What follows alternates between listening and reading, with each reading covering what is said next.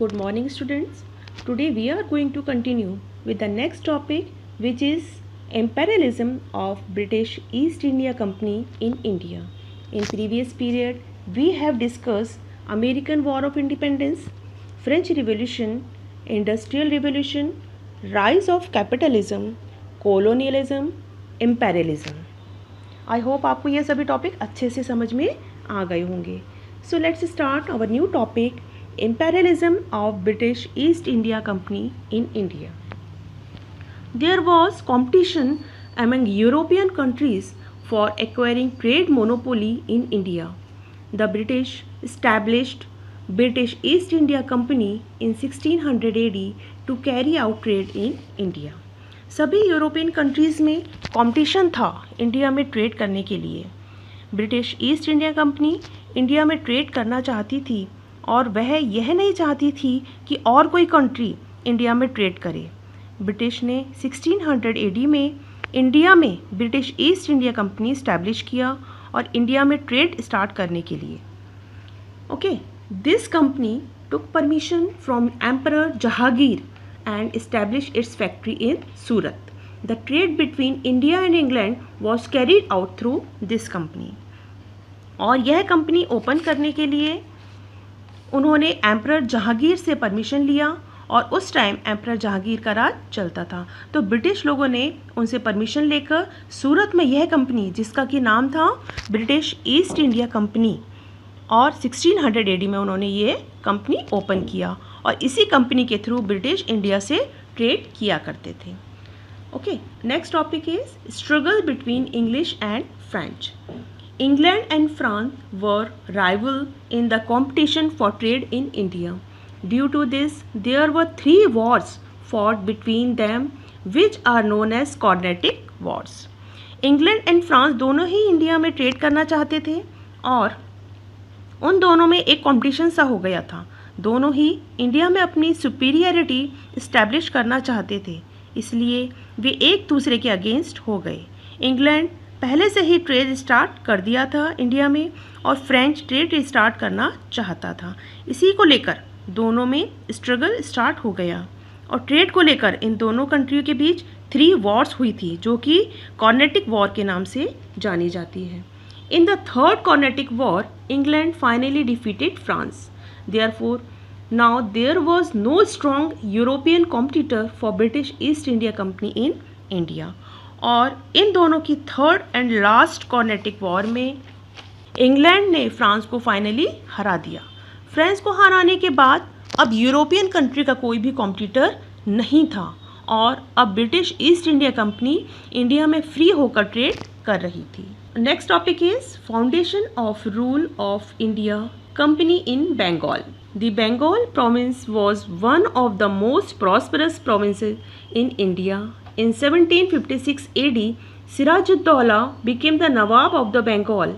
East India Company officers misused the trade concession obtained from Mughal emperor in Bengal provinces. Bengal का जो province था यानी जो क्षेत्र था वह उस समय के इंडिया का सबसे प्रॉस्परस यानी कि समृद्ध क्षेत्र माना जाता था.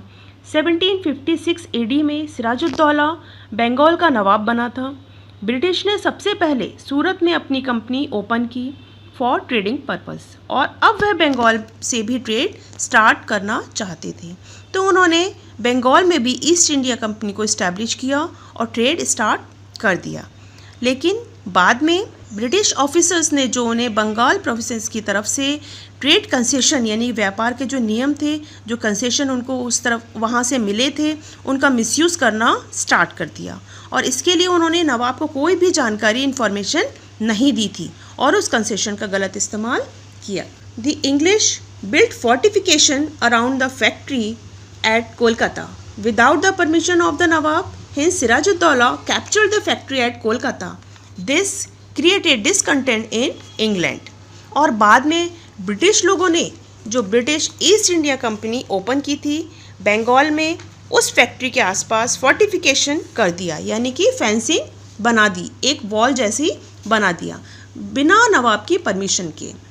जब नवाब को इस बारे में पता लगा तो नवाब सिराजुद्दौला ने कोलकाता की इस फैक्ट्री के ऊपर कब्जा कर लिया और उसे अपने कब्जे में ले लिया, जिसकी वजह से ब्रिटिश लोगों को बहुत बुरा लगा और उनमें हलचल मच गई। Robert Clive diplomatically bribed Mir Jafar, the commander in chief of the nawab's army, and also promised to make him the Nawab of Bengal. Nawab Sirajuddaulah and the British troops met at Plassey in 1757 AD. But under the leadership of Mir Jafar, the Nawab's army made no move to actually join the battle and hence Sirajuddaulah was defeated. Robert Clive जो कि उस वक्त British east India company के officer थे, diplomatically उन्होंने कूटनीति से मीर जाफर को रिश्वत दिया और अपनी तरफ कर लिया। मीर जाफर जो कि नवाब की आर्मी के कमांडर इन चीफ थे, उनको रिश्वत देकर उन्होंने ब्रिटिश लोगों ने अपने साथ कर लिया और यह लालच भी दिया कि यदि वे उनका साथ देंगे तो वे उनको बंगाल का नवाब बना देंगे। 1757 एडी में प्लासी में नवाब सिराजुद्दौला और ब्रिटिश ट्रुप्स यानी कि ब्रिटिश की जो सेना थी उनके बीच में युद्ध हुआ, लेकिन मीर जाफर तो ब्रिटिश लोगों से मिल गया था। हालांकि वह बंगाल की आर्मी का कमांडर इन चीफ था, लेकिन फिर भी उसने इस बैटल में कोई भी मूव नहीं किया, कोई भी एक्शन नहीं लिया और इस वजह से सिराजुद्दौला इस बैटल को हार गए। Mir Jafar became the Nawab of the Bengal with the support of British, but later he started protesting against the British and hence his son-in-law Mir Qasim was made the Nawab. Mir Qasim tried to put restrictions on the illegal trade of British and hence once again Mir Jafar was made the Nawab of the Bengal.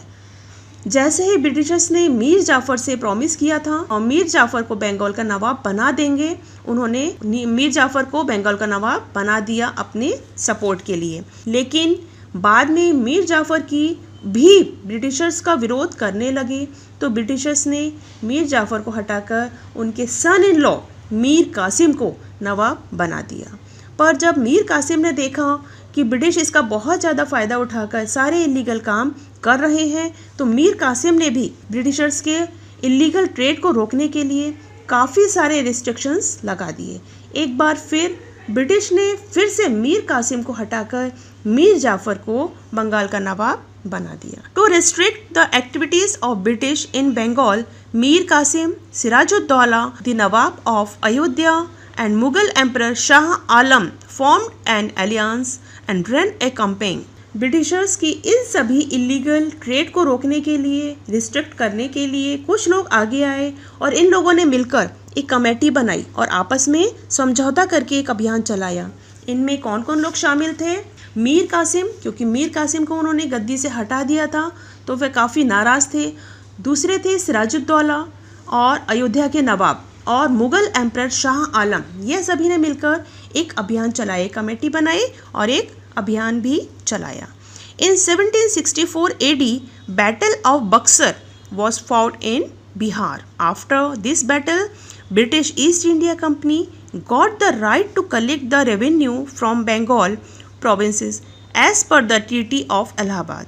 In this manner, the foundation of British rule in India was laid in Bengal. 1764 AD में इनके बीच में बिहार के बक्सर में एक battle हुआ और इस battle के बाद ब्रिटिश ईस्ट इंडिया कंपनी को यह अधिकार मिल गया कि वह कर यानी कि रेवेन्यू यानी कि जो उनका प्रॉफिट आता था वह बंगाल प्रोविंसेस का वह रेवेन्यू ब्रिटिश कलेक्ट कर सकते हैं, जैसा कि पहले इलाहाबाद के एक समझौते में भी हुआ था। और ऐसा ही हुआ और इसकी वजह से पूरे बंगाल में ब्रिटिश लोगों का राज होने लगा। और next topic is British Mysore struggle.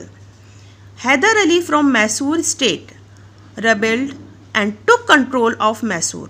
After the death of Hyder Ali, his son Tipu Sultan became the ruler of Mysore. He tried his best to fight against the British. At the end, Tipu Sultan died in the Battle of Srirangapatna in 1799. In this manner, the British took control of the Mysore territory. Haider Ali ने Britishers के खिलाफ आवाज़ उठाई और मैसूर का control अपने हाथ में ले लिया। बाद में हैदर अली की डेथ के बाद उनका बेटा टीपू सुल्तान को मैसूर का राजा बना दिया गया था, रूलर बना दिया गया था और उन्होंने काफ़ी अच्छा काम भी किया था। ब्रिटिशर से लड़ाई भी करने की कोशिश की थी। और अंत में 1799 में एक बैटल में जो कि श्रीरंगापटना में हुई थी, उसमें टीपू सुल्तान की डेथ हो गई। अब टीपू सुल्तान की डेथ के बाद मैसूर का कोई भी राजा नहीं होने के कारण एक बार फिर ब्रिटिशर्स ने मैसूर राज्य पर अपना कब्जा जमा लिया। Next topic is British control over Sindh. To strengthen the British power in India, the English turned their attention towards northwest frontier. They feared that Russia might attack India through Afghanistan, and hence the English started establishing their influence over Afghanistan. The route towards Afghanistan went through Sindh, and the British understood the importance of Sindh and has captured it in 1843. Britishers ने अपनी power को और मजबूत करने के लिए उन्होंने अपना ध्यान नॉर्थ वेस्ट सीमा पर लगाना शुरू कर दिया। ब्रिटिशर्स इंडिया में आने से पहले से ही प्लान करके आए थे कि इंडिया के ज़्यादा से ज़्यादा जगह पर अपना कब्जा करना है और राज करना है, इसलिए धीरे धीरे वे सभी जगह पर उन्होंने अपना कब्जा करना स्टार्ट कर दिया। इंडिया के नॉर्थ वेस्ट सीमा पर उन्होंने इसलिए ध्यान दिया क्योंकि उनको डर था कि रशिया उनके ऊपर अटैक ना कर दे, जो कि अफ़गानिस्तान के रास्ते से काफ़ी इजी हो जाता था। तो इसलिए वे अफ़गानिस्तान के रास्ते पर अपना दबदबा बनाकर रखना चाहते थे। सिंध के थ्रू उन्होंने अफ़गानिस्तान के रास्ते का निर्माण किया, क्योंकि ब्रिटिश को पता था कि सिंध बहुत इम्पोर्टेंट है, क्योंकि सिंध को अफ़गानिस्तान से कनेक्ट करता है। इसलिए उन्होंने सिंध को 1843 में कैप्चर कर लिया और उस पर कब्जा कर लिया। Next topic is fall of Sikh power. In the beginning of 19th century, the power in Punjab was in the hands of Ranjit Singh. After the death of Ranjit Singh, his minor son Dulip Singh came to the throne. On his behalf, his mother Queen Jindan looked after the state affairs, but could not keep control over the officers. 19th century की starting में पंजाब का power Ranjit Singh के हाथ में ही था, पर उनकी death के बाद उनके छोटे बेटे दुलीप सिंह को गद्दी पर बैठाया गया। दुलीप सिंह बहुत छोटे थे, तो उनकी तरफ से उनकी माँ यानी रानी क्वीन जिंदन ही सभी राज का संभाल रही थी, परंतु वह ब्रिटिश ऑफिसर्स के ऊपर कंट्रोल नहीं रख पाती थी। Taking advantage of this situation, the British bribed some of the Sikh Sardar. The Sikh community thought that the British will attack Punjab, and hence they launched an attack on the British. In this first Anglo-Sikh war, the Sikh were defeated. Rani Jindan British officers पर control नहीं कर पाती थी, तो इसका फ़ायदा उठाकर उन्होंने कुछ सिख सरदार को रिश्वत देकर अपनी ओर करने की कोशिश की। सिख कम्युनिटी ने सोचा कि ब्रिटिशर्स सिख के ऊपर कब्जा जमाना चाहते हैं, तो इसके जवाब में पंजाब में सिख कम्युनिटी के लोगों ने ब्रिटिशर्स के ऊपर अटैक कर दिया। पर उस वक्त उनके पास काफ़ी अच्छे हथियार थे और वह काफ़ी स्ट्रॉन्ग भी थे, तो इस फर्स्ट एंग्लो सिख वॉर में सिख कम्युनिटी को हार का सामना करना पड़ा। But still Duleep Singh remained on the throne, but the growing impact of British over Punjab was not acceptable to the Sikhs. Mulraj, officer of Multan, revolted against the English. Thousands of Sikh soldiers participated in the war against the British. In the second war, the Sikhs had to face defeat again. In 1849, the British finally captured the entire region of Punjab. हार का सामना करने के बाद भी दुलीप सिंह ही गद्दी पर बने हुए थे, पर ब्रिटिशर्स का प्रभाव, जो उनका इम्पैक्ट था, पूरे पंजाब पर काफ़ी ज़्यादा पड़ने लगा और इस बात को सिख कम्युनिटी को मंजूर नहीं था। उन्हें यह बात बिल्कुल भी बर्दाश्त नहीं थी। मुल्तान के ऑफिसर मुलराज ने ब्रिटिश के खिलाफ विद्रोह किया और कार्रवाई भी की, और इसमें उनके साथ दिया सिख सोल्जर्स ने, जो कि हज़ारों की संख्या में इनके साथ आगे आए और ब्रिटिशर्स के खिलाफ इनका साथ दिया और लड़ाई भी लड़ी। But second Anglo Sikh war में भी सिख कम्युनिटी को हार का सामना करना पड़ा, क्योंकि ब्रिटिश काफ़ी पावरफुल थे और उनके पास काफ़ी आधुनिक हथियार भी थे। और फाइनली 1849 में ब्रिटिश लोगों ने पूरे पंजाब रीजन पर अपना कब्जा कर लिया। The Marathas were important strong ruler in India. How did the British strengthen their foundation of rule in India by defeating the Marathas will be studied in the next chapter. उस time period में मराठास काफ़ी important strong ruler में से एक थे, परंतु फिर भी किस प्रकार ब्रिटिशर्स ने मराठास को हराकर उनके प्रोविंसेस पर अपना कब्जा कर लिया, यह सब हम नेक्स्ट चैप्टर में पढ़ेंगे। और इसी के साथ ही चैप्टर 2 यूरोप एंड इंडिया यहाँ ख़त्म होता है। आई होप आपको इस चैप्टर के सभी पॉइंट्स अच्छे से समझ में आ गए होंगे। फिर भी आप एक बार फिर से इस वीडियो को देखिए, जिससे कि आपको और अच्छे से सभी पॉइंट समझ में आ जाए और इस चैप्टर के क्वेश्चंस एंड आंसर करने में आपको कोई भी प्रॉब्लम नहीं हो। Okay students, see this video again, stay home, be safe, thank you, have a nice day.